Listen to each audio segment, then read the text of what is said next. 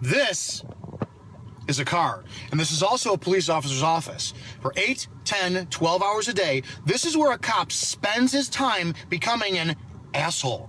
Because all cops are assholes, according to you guys who wind up emailing me and asking me, Officer Izzo, why can't more cops be like you? You're so great. You're so awesome. You're so personal. You're so friendly. There's one very specific reason why most cops are not like me. They're better than me. They are so much better than me because they deal with something that I don't have the privilege of dealing with. And I'll get to that in a minute. But this is the breeding ground, the petri dish for where cops develop into the asshole that we are. God forbid that people take that, accountability for the, I got stopped for nothing, that thing that you guys all wind up saying, oh, the cop stopped me for nothing back in 2000, whatever, blah, blah, blah. Yeah, I know, that turn signal that you used, it's a nothing reason to you, but somebody thought it was important enough to put it in a vehicle code for your state because, believe it or not, it prevents accidents as you change lanes. And then that little small, scientifically proven, harmless bag of weed that's on your person that you got charged with, it's nothing, but it's the asshole cop's fault, right? No, wrong. This is where we become the assholes, okay? There are 3 groups of people that cops deal with on a daily basis that helps develop us into that characteristic that you're so fond of. The first is the public that we deal with. The public that we deal with. And I challenge any one of you out there on a social experiment to go on a ride-along. Not for the drug houses that we see, or the domestics that we go to, or the gang people that we wind up interacting with. That's a cause and effect relationship that we really have no issue with, and it really doesn't affect us the way that you think it does.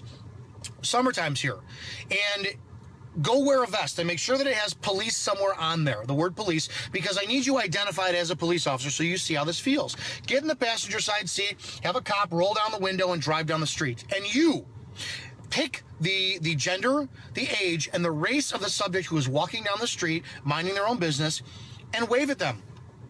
Better yet, have the cops slow down and ask, how's your day going? And you see the response. Because I already know the response.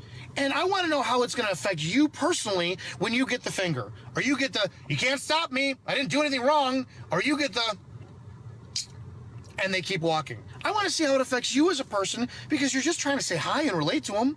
Then go to a Starbucks and count the ratio of the people who acknowledge you versus the people who don't. And then come back in this box and sit and process. Okay? That's 1. Command staff. Oh, all of you have bosses. I know you have bosses.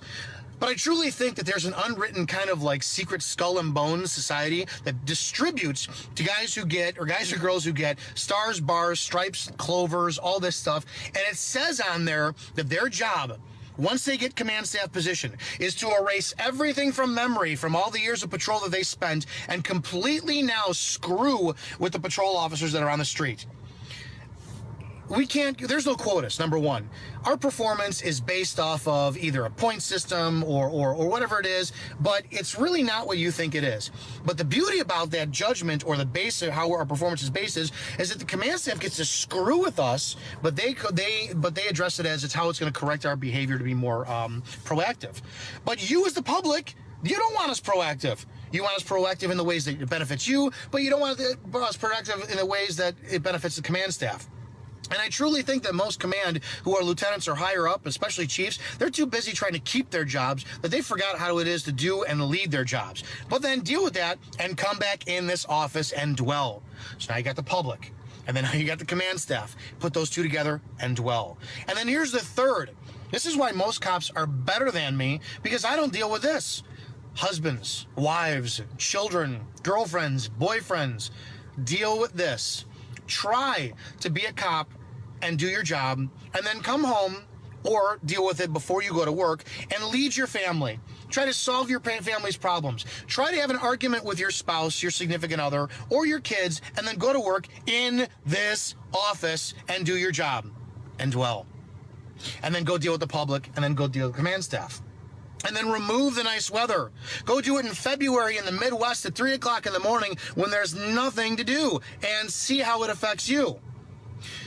In 2004 on Halloween, I had a call of a little 5-year-old boy who was crushed to death by an industrial piece of landscaping equipment, and as his mother cradled his bloody body in his arms and moaned and wailed for us to do something, I had No response, and I felt helpless. And I drove home in tears, and I went to the girl I was dating at the time, and I tried to articulate to her about my day, what it was like for my day. And as she was putting her makeup on, because she was ready to go out, she looked at me in the corner of her eye and said, well, you chose this job. And I realized then and there that 90% of you will never understand what it's like to be an asshole cop or why.